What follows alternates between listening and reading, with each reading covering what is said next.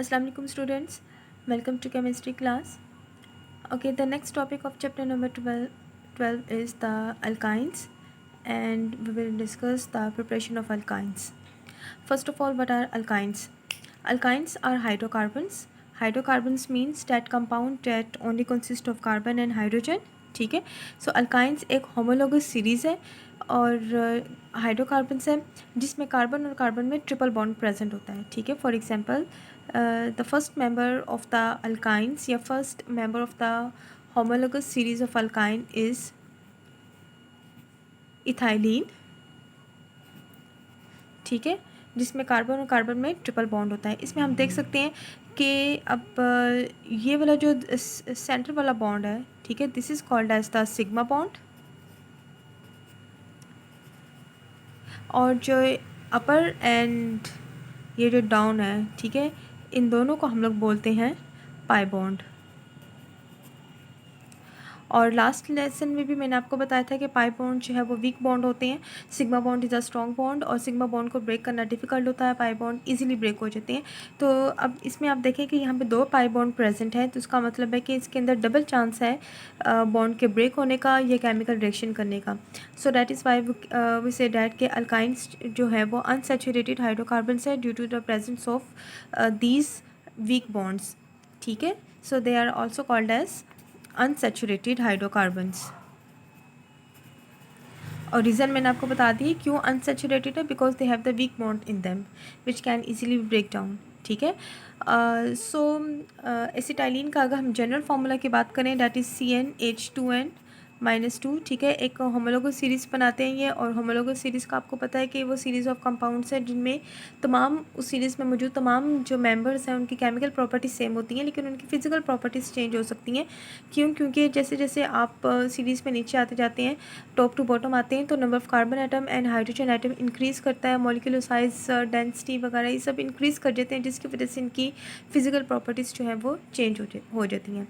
लेकिन chemical properties same रहती हैं. क्यों? क्योंकि नंबर ऑफ़ जो टाइप ऑफ द एटम्स हैं यानी कि वो तो कार्बन और हाइड्रोजन ही है ना, तो कार्बन और हाइड्रोजन के अलावा इसमें और कोई दूसरा एलिमेंट प्रेजेंट नहीं है, इसलिए तमाम सीरीज़ की केमिकल रिएक्शन सेम होती हैं because they have the same type of atoms. ठीक हो गया. So this is a brief introduction of the alkynes.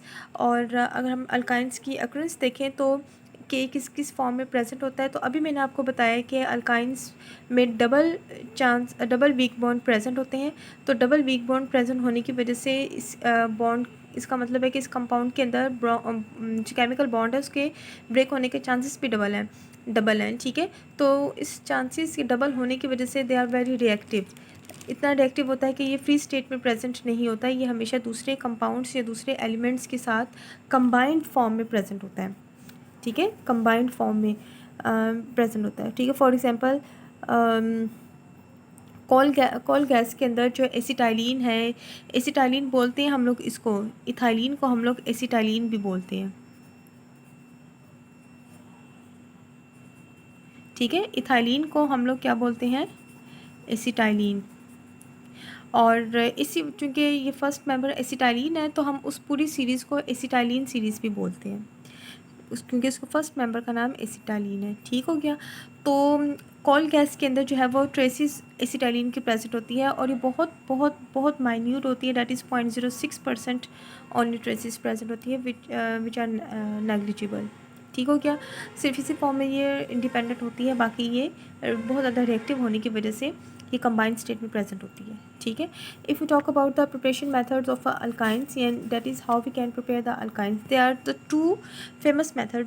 There are many method to prepare the acetylene. ठीक है, लेकिन जो आपकी बुक में जो डिस्कस किए हैं या जो ज़्यादा फेमस है वो 2 हैं. The first one, number 1 is called as the dehydrohalogenation. Dehydrohalogenation of vicinal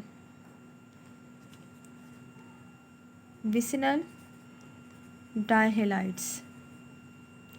ठीक है, dehydrohalogenation of vicinal dihalides. D का मतलब वही है, डैट इज़ टू रिमूव, यानी कि हमने इसमें से रिमूव करना है किसको?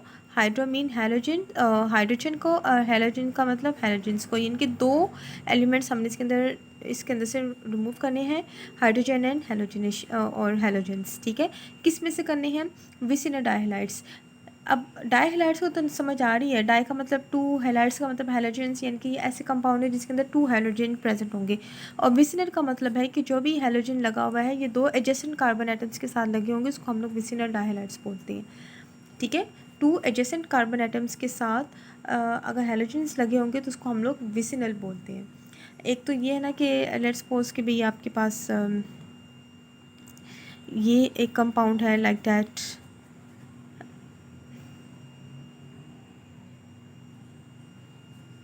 ठीक है। ये मेरे पास इथाइली प्रोपाइन प्रेजेंट है, ठीक है। और प्रोपाइन में दो एडजेसेंट कार्बन एटम्स के साथ, एडजेसेंट का मतलब जो एक दूसरे के साथ है, यानी कि अगर एक ये है तो दूसरा ये हो जाए, ठीक है। दो एडजेसेंट कार्बन एटम्स के साथ अगर हैलोजेंस लगे होते हैं तो this is called as the vicinal, ठीक है। और चूँकि दो हैलोजेंस होते हैं इसलिए हम इसको डायहैलाइड्स बोलते हैं। जहाँ पे भी विसिनल का मतलब आएगा इसका मतलब है कि we are talking about adjacent carbon atom. Adjacent का मतलब जो एक दूसरे के बिल्कुल नेक्स्ट टू नेक्स्ट है, ठीक हो गया। विसिनल का पता चल गया, ठीक है। अब आपने क्या करना है कि विसिनल डायहैलाइड्स की आपने डिहाइड्रो हैलोजिनेशन करवानी है। और लेट्स सपोज कि भाई आपके पास जो है वो विसिनल डायहैलाइड्स है लाइक दो कार्बन एटम है, ठीक है। इनके साथ एक के साथ हैलोजन अटैच है, दूसरे के साथ हैलोजन अटैच है, और कार्बन कार्बन में ट्रिपल बॉन्ड प्रेजेंट है, ठीक है। बाकी इनकी वैलेंसीज देख लें, अगर सॉरी चूँकि डायहैलाइड्स हैं तो सिंगल बॉन्ड प्रेजेंट होगा इसमें, लाइक डैट। मैं दोबारा कंपाउंड लिख रही हूँ, दो कार्बन एटम है, एक के साथ क्लोरीन अटैच है, दूसरे के साथ क्लोरीन अटैच है। अब देखिए कार्बन की वैलेंसी 4 है, तो 4 वैलेंसीज को फुलफिल करने के लिए बाकी हम लोग हाइड्रोजन लगा देंगे। अब इसके साथ 2 हाइड्रोजन आ जाएंगी, इसके साथ भी 2 हाइड्रोजन आ जाएंगी, ठीक है। तो इस कार्बन की वैलेंसी 1 2 3 4, ठीक है। इस तरह से इस कार्बन की वैलेंसी 1 2 3 4। Is it clear? तो अब जब इसमें से हैलोजन सोर्स को रिमूव करना है तो हम लोग कोई ना कोई जो है वो बेस डालेंगे। यहाँ पे जो हम लोग बेस इंट्रोड्यूस कर रहे हैं डेट इज़ पोटेशियम हाइड्रोक्साइड, ठीक है। पोटेशियम हाइड्रोक्साइड कर रहे हैं, और चूँकि अब ये इन केमिकल्स या इन एलिमेंट्स को ब्रेक करना, बॉन्ड को ब्रेक करने के लिए हमें कोई एनर्जी देनी पड़ेगी। So we will heat the temperature, we will heat the whole process at the 100 degree Celsius, और ये सोल्यूशन जो है वो अल्कोहलिक होगा, ठीक है। तो अब नेक्स्ट क्या होगा कि हमने हैलोजेंस रिमूव करना है और हाइड्रोजन, ठीक है। एक हाइड्रोजन इस कार्बन में से निकलेगी, एक हाइड्रोजन इस कार्बन में से निकल जाएगी, ठीक है। एक हाइड्रोजन यहाँ से निकलेगी, एक ये निकलेगी, तो बाकी एक एक हाइड्रोजन रह जाएगी इसके पास। तो मैं यहाँ पे लिख दूँगी 1C सिंगल बॉन्ड सी, और जो ये एक एक हाइड्रोजन जो निकली है, अब इसका ये वाला बॉन्ड फ्री हो जाएगा, और इसका भी ये जो हाइड्रोजन के साथ जो केमिकल बॉन्ड है ये फ्री हो जाएगा। ये दोनों बॉन्ड्स, ये दोनों कार्बन एटम के जो इलेक्ट्रॉन्स हैं वो आपस में शेयरिंग करके एक केमिकल बॉन्ड बना लेंगे, ठीक हो गया। इसी तरह से अब हैलोजेंस को रिमूव करना है, तो ये वाला हैलोजेंस, ये वाला हैलोजेंस, ये दोनों हैलोजेंस निकल जाएंगे। इन दोनों हैलोजेंस के निकलने से इस कार्बन का ये वाला इलेक्ट्रॉन और इस कार्बन का ये वाला इलेक्ट्रॉन दोनों फ्री हो जाएंगे। वो दोनों फ्री इलेक्ट्रॉन्स आपस में शेयरिंग करके एक दूसरा बॉन्ड बना लेंगे। Is it clear? ठीक है। Now then next what will happen कि ये जो हाइड्रोजन निकले थे अब वो गए तो नहीं है, वो सोल्यूशन में प्रेजेंट है। तो सोल्यूशन में जो आपने ये बेस डाला था, तो बेस में ये जो OH आयन है वो उस हाइड्रोजन के साथ कंबाइन हो जाएगा and they will form the water. इसी तरह से जो क्लोरीन यहाँ पे निकली है वो इस पोटाशियम के साथ कंबाइन होकर क्या बना देगा? पोटाशियम क्लोराइड, ठीक है। नेक्स्ट स्टेप ये होता है कि भाई आपने इक्वेशन को बैलेंस करना है। तो अब चूंकि यहाँ पे 2 क्लोरीन है तो मैं यहाँ पे 2Cl बनना चाहिए, ठीक है। अब पोटाशियम यहाँ पे 2 है तो यहाँ पे भी मुझे 2 लगाने चाहिए। बाकी हाइड्रोजन देखिए, एक ये हाइड्रोजन, एक ये हाइड्रोजन, 2 हाइड्रोजन और 2 और 2 हाइड्रोक्सिल, ये दोनों मिलकर यहाँ पे मुझे क्या लगाना पड़ेगा? 2, ठीक है। So in this method by the removing of hydrogen and halogens from the vicinal dihalides we can get the acetylene या we can get the alkynes group.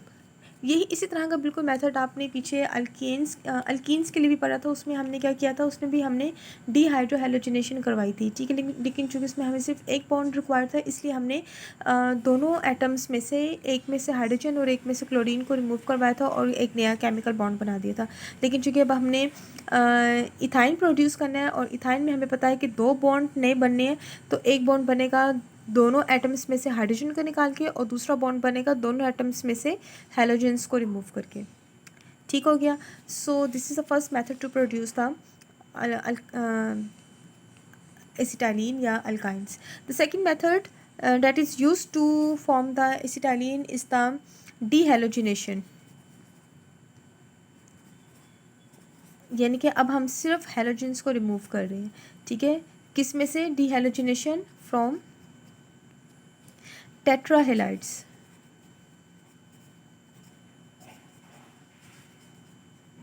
डीहेलोजिनेशन यानी कि हेलोजेंस को रिमूव करना है। किस में से करना है? फ्रॉम टेट्राहेलाइड्स। टेट्रा का मतलब होता है 4, 4, और हेलाइड्स का मतलब हेलोजेंस।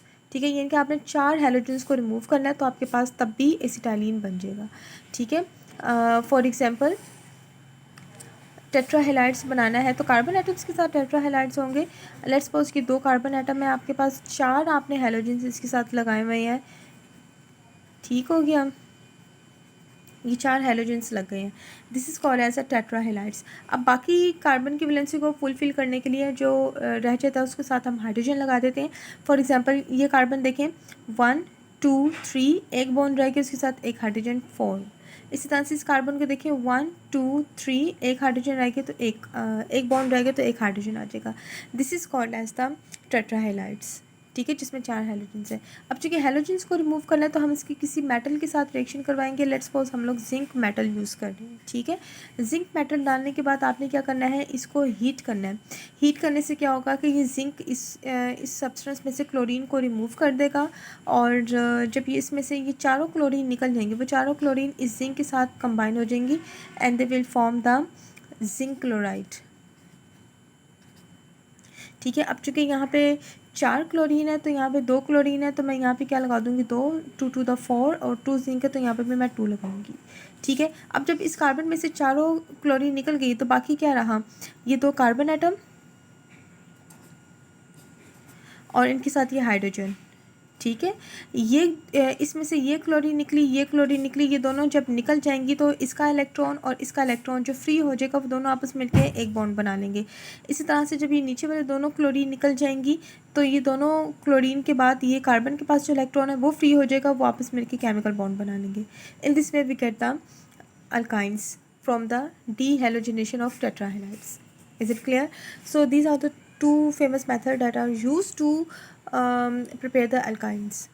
ठीक है, और इसी तरह से अगर हम इनकी फ़िज़िकल प्रॉपर्टीज़ की बात करें तो फ़िज़िकल प्रॉपर्टीज़ अगर हम लोग इसकी देखें तो इसकी फ़िज़िकल प्रॉपर्टीज़ भी तकरीबन वैसी ही हैं जैसी कि अल्कीन्स की हैं, क्योंकि इनकी केमिकल नेचर सेम है, दोनों ही अनसैचुरेटेड है, तो इसलिए इनकी जो फिज़िकल प्रॉपर्टीज़ है वो भी सेम होती है। ठीक है, लाइक डैट के नंबर 1 है कि ये